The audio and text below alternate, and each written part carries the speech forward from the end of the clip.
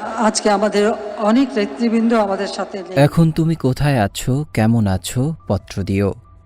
কথাটি সাবেক প্রধানমন্ত্রী শেখ হাসিনাকে এদেশের মানুষ অনেকেই বলতে চান। অনেকে হয়তো মনে মনে বলেনও।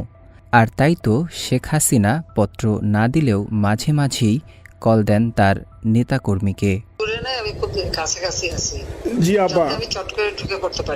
গত 5ই আগস্ট চরম নাটকীয়তার মধ্যে শেখ হাসিনা দেশ ছেড়ে পা রাখেন তার পছন্দের দেশ ভারতে। তারপর থেকেই তিনি কোথায় আছেন, কেমন আছেন, কিভাবে আছেন এ নিয়ে আগ্রহের যেন শেষ নেই। তবে শেখ হাসিনাকে নিয়ে ভারত সরকার আজ পর্যন্ত আনুষ্ঠানিকভাবে কোনো তথ্য দেয়নি। কিন্তু শেখ হাসিনা দেশ ছাড়ার প্রায় 4 মাসের মাথায় সাধারণভাবেই এই প্রশ্ন আসে, তিনি সেখানে কী ধরনের নিরাপত্তা পাচ্ছেন আর কেনই বা পাচ্ছেন? সেখানে তিনি কতটা স্বাধীনভাবে চলাফেরা করছেন? এমন প্রশ্ন ঘুরপাক খাচ্ছে জনমানুষের মনে। চরম এই সংকটে ভারতে শেখ হাসিনা কতটা নিরাপত্তা পাচ্ছেন, এই প্রশ্নের জবাবে ভারতের স্বরাষ্ট্র মন্ত্রণালয়ের একজন শীর্ষ কর্মকর্তা গণমাধ্যমকে খুব ছোট করে জানান, যেটুকু না হলেই নয়, শেখ হাসিনা ততটুকুই নিরাপত্তা পাচ্ছেন। ঘটা করে তাকে কোনো নিরাপত্তা দেয়া হচ্ছে না। এছাড়া তিনি আরও বলেন, শেখ হাসিনার অবস্থানের ব্যাপারে সবচেয়ে বেশি জোর দেওয়া হয়েছে গোপনীয়তায়। কারণ তিনি কোথায় কিভাবে আছেন এটা যতই গোপন রাখা যাবে, ততই তার নিরাপত্তা নিশ্ছিদ্র রাখা যাবে।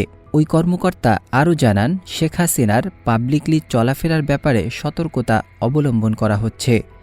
যতটা সম্ভব তাকে এক জায়গা থেকে অন্য জায়গায় নিয়ে যাওয়া, অন্যদের সাথে দেখা করানোর ব্যবস্থা এড়ানো হচ্ছে। এ ঘটনার ধারা বলা যায় যে শেখ হাসিনা চাইলেই পার্কে ঘোরাঘুরি অথবা নিজামুদ্দিন আউলিয়ার দরগায় এসে কাওয়ালি শোনার ব্যাপারগুলো শুধুই জল্পনা। 5 আগস্ট শেখ হাসিনা ভারতে পা রাখার সাথে সাথে শর্মিষ্ঠা মুখার্জি তার এক্স হ্যান্ডেলে লেখেন, stay safe and strong Hasina aunty. Sheikh হাসিনাকে আন্টি বলে ডাকতে পারেন, দিল্লিতে শর্মিষ্ঠা মুখার্জি ছাড়া অন্য কেউ আছেন কিনা বলা কঠিন। ভারতের প্রয়াত রাষ্ট্রপতি প্রণব মুখার্জির কন্যা শর্মিষ্ঠা মুখার্জির সাথে খুব ছোটবেলা থেকেই শেখ হাসিনার ঘনিষ্ঠতা রয়েছে। আর তাই এমন সময়েও শেখ হাসিনাকে মনোবল শক্ত রাখার ব্যাপারে বলতে একটুও ভাবেননি তিনি। ভারতে শেখ হাসিনা যেহেতু বন্দী নন, তাই তার সেখানে বসে রাজনৈতিক কথা বলা বা নেতাকর্মীদের সাথে যোগাযোগ করায় নিষেধাজ্ঞা নেই। তিনি চাইলে ছেলে সজীব ওয়াজেদ জয়, মেয়ে সায়মা ওয়াজেদ পুতুলের সাথে এবং দেশে থাকা নেতাকর্মীদের সাথে কথা বলতে পারেন। ইতোমধ্যে সেটি দেখাও গেছে। সম্প্রতি ফাঁস হওয়া বেশ কিছু কল রেকর্ডে শেখ হাসিনার নানান দিক নির্দেশনা অনুযায়ী দেশজুড়ে চাঙ্গা হওয়ার চেষ্টা করছে আওয়ামী লীগের নেতাকর্মীরা।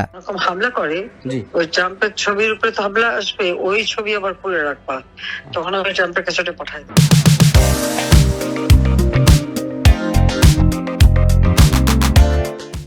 দেশে শেখ হাসিনার রাজনৈতিক পুনর্বাসন কি আদৌ সম্ভব? ভারত এ নিয়ে আনুষ্ঠানিকভাবে কোনো কিছুই বলছে না। তবে ঢাকায় ভারতের সাবেক হাইকমিশনার পিনাক রঞ্জন চক্রবর্তী বলছেন, এই কাজটা শুধু কঠিনই নয়, খুবই কঠিন।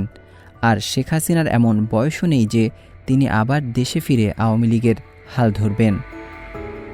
এদিকে সম্প্রতি ডোনাল্ড ট্রাম্প যুক্তরাষ্ট্রের প্রেসিডেন্ট নির্বাচিত হওয়ায় আওয়ামী লীগের নেতাকর্মীরা মনে করছেন শেখ হাসিনার পুনর্বাসন এখন সময়ের ব্যাপার মাত্র। কিন্তু যে দেশে এখন শেখ হাসিনা আশ্রয়ে আছেন, সেই ভারত সরকার আগ বাড়িয়ে এটি নিয়ে ভাবতে নারাজ। আর তাই শেখ হাসিনাকে দেশে ফেরাতে ভারত মোটেই ঝুঁকি নিতে রাজি নয়। নাজমুল হক রাইয়ান, 21শে টেলিভিশন।